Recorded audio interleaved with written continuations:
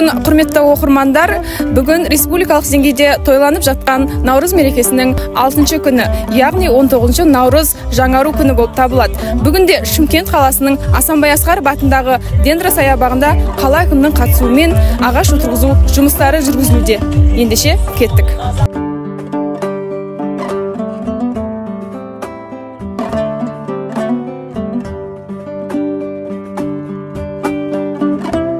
Бұл күннің жалпы ырымы қалай қазақта?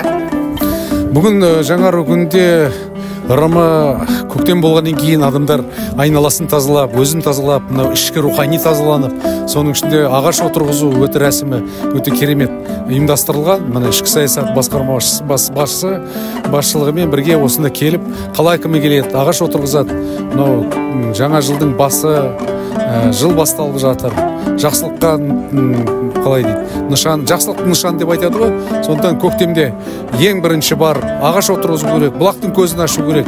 Жалпы адам деген тазару керек қой. Жаңа жылға қарай жаңа қадаммен, жаңа бір идеямен, жаңа бастамалармен қадам басып алға қарай жүру керек деп ойлаймын. Соның бір көрінісі Шымкент қаласының көз жанары болған мынау Асанбай Асқаров атындағы Дендра паркқа келіп, қала әкімі Ғабит Әбдімәжитұлы Сыздықбек өзі келіп ағаш отырғызады.